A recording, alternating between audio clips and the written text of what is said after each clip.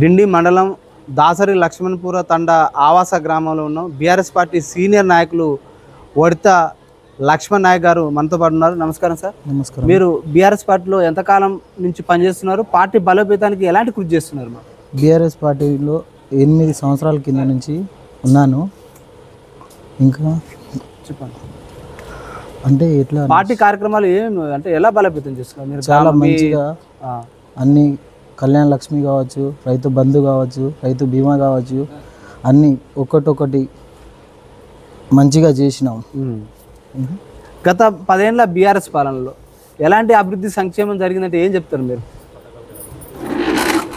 కొత్త కాయకు రైతు బంధు, రైతు బీమా, కళ్యాణ లక్ష్మి, ఇంకా ఏమేమి అంటే పథకాలు, మిషన్ భగీరథ వాటర్ మీ గ్రామానికి వస్తుందా? చాలా మంచిగా వస్తుంది. అప్పటి కాలంలో మాత్రం చాలా మంచిగా వచ్చేది, ఇప్పుడు కొంచెం తగ్గింది. ఇప్పుడు ఈ మిషన్ కాకతీయ ద్వారా మీ గ్రామంలో ఏమన్నా చెరువుల పునరుద్ధరణ జరిగిందా? జరిగింది, మంచిగా జరిగింది.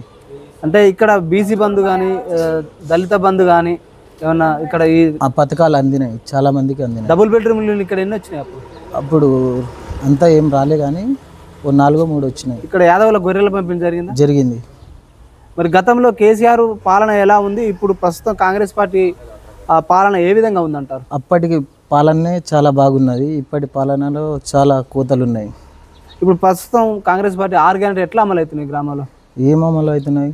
ఏమి ఇస్తలేరు. రైతు బంధు ఇస్తలేరు, కళ్యాణ లక్ష్మి సగం సగం ఇస్తున్నారు, కరెక్ట్ ఏది ఇస్తలేరు. ఇందిరమ్మ ఇండ్లు కానీ, రేషన్ కార్డులు కానీ మీ గ్రామంలో ఎలా అందుతున్నాయి అంటారు పేదల నిరుపేదలకు? అది మనం చెప్పలేము, ఇస్తురో ఇస్తలేరో అది వాళ్ళకి తెలుసు, ఇస్తురని చెప్తురు.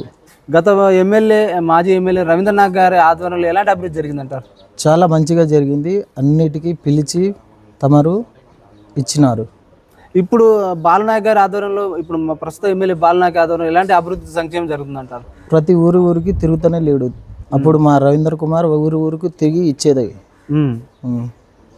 మీకు ఇక్కడ కూతవేటి దూరంలో ఉంది, ఏది దేవరకొండ. ఇక్కడ మీకు ఈ గ్రామానికి బస్సు సౌకర్యం, ఉచిత బస్సు సౌకర్యం మీకు ఇక్కడ ప్రజలకు అందుబాటులో ఉందంటారా? అంతకుముందు టీఆర్ఎస్ ప్రభుత్వం ఉన్నప్పుడు ఉండేది. ఇప్పుడు కాంగ్రెస్ ప్రభుత్వం వచ్చినప్పటి నుంచి ఒకటే బస్సు వస్తుంది. అది ఇట్లా మార్నింగ్ వస్తుంది, సాయంత్రం ఎట్లా రావాలో పిల్లలు, బడి పిల్లలు నడుచుకుంటా అట్లా వస్తున్నారు. గత సర్పంచ్ హయాంలో మీ గ్రామంలో ఎలాంటి అభివృద్ధి జరిగిందంటారు? మౌలిక సదుపాయాలు కావచ్చు, పారిశుద్ధ్య సమస్యలు కావచ్చు, ఎట్లా ఏ విధంగా జరిగింది అంటారు? రోడ్లు వేయించినాం, అన్నీ ఏదంటే అది మంచిగానే చేయించినాం. మరి గత ఎమ్మెల్యే రవీంద్ర కుమార్ ఓడిపోవడానికి కారణం ఏమై ఉంటుంది? గత ఎమ్మెల్యే అంటే 2 సార్లు గెలిచింది కదా, ఒక్కసారి కాంగ్రెస్ కోటేసి చూపిద్దామని విధానంలో చూపించినారు ప్రజలు. గత ప్రభుత్వ హయాంలో కేసీఆర్ గారు ఈ ఏదైతే తండాలను నూతన గ్రామ పంచాయతీగా చేయడం ద్వారా ఎలాంటి అభివృద్ధి ఈ తండా వాసులకు అందిందంటారు? ఎలాంటి అంటే చాలా మంచిగా ఎవరి కాడికి వేరే ఊరికి పోయి వాళ్ళ కింద లొంగడం కానీ అట్లాంటివి జరగకుండా మాది మేమే చూసుకునేటట్టు చేసినారు చాలా మంచిగా. ఈ నూతన గ్రామ పంచాయతీలకు ఏర్పడిన తండాలకు ఎలాంటి నిధులు గతంలో అందినాయి? మరి అభివృద్ధి విషయంలో ఎలాంటి ఫండ్స్ ఈ గ్రామానికి వచ్చినాయి అంటారు? అంటే అప్పుడు నూతన తండాలను గ్రామ పంచాయతీ చేసింది, వాటికి 15 మైనర్ గ్రామ పంచాయతీలు 15 లక్షలు అన్నారు, మేజర్ వాటికి 20 లక్షలు అలా వచ్చిందా? వచ్చినాయి, చాలా మందికి వచ్చినాయి, కానీ యూజ్ చేసుకున్నాం ఇట్లా. గత ప్రభుత్వంలో ఉన్న ధరణి పోవడం వల్ల ఎన్నో భూములు అన్యాక్రాంతం. ఇప్పుడు భూపారి చట్టం వచ్చింది, చట్టం ద్వారా న్యాయం జరుగుతుందా? న్యాయం ఏం జరుగుతలేదు. అంతకుముందే కొంచెం మంచిగా ఉండే, ఇప్పుడు అది చేస్తలేరో వాళ్ళకే తెలుసు. గతంలో ఉన్న వీఆర్ వ్యవస్థ తొలగించి ఇప్పుడు అదే వ్యవస్థ రాబోతుంది, ఎట్లా ఉంటుంది అంటారు? ఏమో తెలియదు, మనం చెప్పలేం కదా, చూసి చెప్పగలుగుతాం.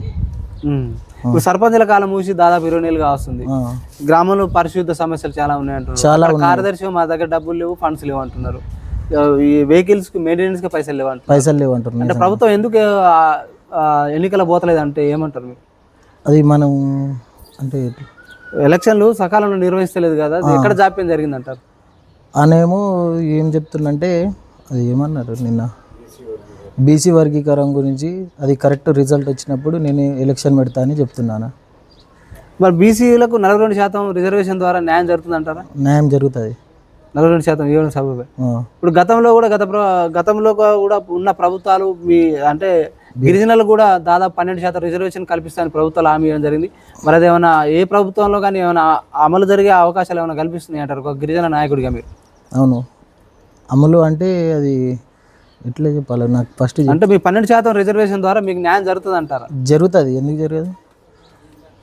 అంటే ఏ ప్రభుత్వాలైనా మీకు కల్పించాలంటే మరి మీరు ఏం డిమాండ్ చేస్తున్నారు ఒక నాయకుడిగా మీరు రిజర్వేషన్ల కోసం? అంటే మాకు ఎస్టీ కాబట్టి దేవరకొండ నియోజకవర్గంలో ఎస్టీ ఎక్కువ రావాలనేసి అనుకుంటున్నాం. సరే, ఈ బెల్ట్ షాపుల వల్ల చాలా మంది ప్రజలు తాగుడు బానిస అయిపోతారు. ఏ ప్రభుత్వాలు కూడా బెల్ట్ షాప్ నియంత్రిస్తలేదు. అవును, ఒక యువకుడిగా ఒక నాయకుడిగా ఏం చెప్తారు ఈ నియంత్రణ జరగాలంటే? బెల్ట్ షాపులు చాలా ఎక్కడ పడితే అక్కడ అమ్ముతున్నారు. ఇంకోటి ఏంటంటే దానికి టైట్ చేస్తలేరు వీళ్ళు. ఇంకా అమ్మాలి, గవర్నమెంట్కి ఫండ్స్ కావాలి, గవర్నమెంట్కి పైసలు కావాలి అనేసి వాళ్ళు అనుకుంటున్నారు. యువత కూడా బాగా డ్రగ్స్కు మద్యానికి బానిస అయిపోయి వాళ్ళ జీవితాలు చిన్న భిన్నం అవుతున్నాయి. ఏ ప్రభుత్వాలు కూడా ఉపాధి కల్పనలో విఫలమవుతున్నాయి. మరి యువతలో మార్పు రావాలన్నా ప్రభుత్వాల నుంచి ఎలాంటి ఉపాధి అవకాశాలు కల్పించాలంటే ఒక యువకుడిగా మీరు ఏం చెప్తారు? యువకులకు ఎట్లా రావాలి? దానికి చాలా జాగ్రత్త వీళ్ళు పోలీసులు ఉండాలని అంటే పోలీసులు పటిష్టమైన భద్రత కల్పించాలి. మరి యువకుల్లో కూడా మార్పు రావాలి కదా. అవును, వాళ్ళు టైట్ చేసి వీళ్ళు దొరకడు. త్వరలో స్థానిక ఎన్నికలు రాబోతున్నాయి.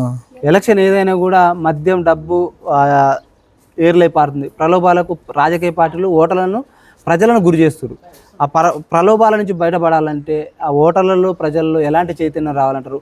పార్టీలలో కూడా ఎలాంటి మార్పు రావాలంటారు? ఒక యువకుడిగా, నాయకుడిగా ఏం చెప్తారు మీరు?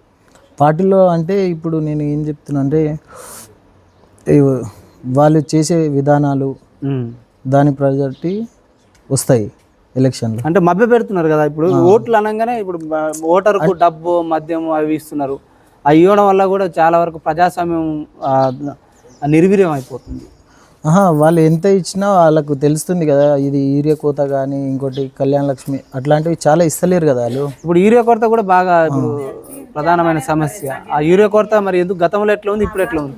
గతంలో చాలా మంచిగా ఖాళీ బండి పంపిస్తే బండిలో వచ్చి ఇచ్చిపోయేటోళ్ళు. ఇప్పుడు ఏంది లైన్లో నిలబడ్డా కానీ ఇస్తలేరు యూరియా.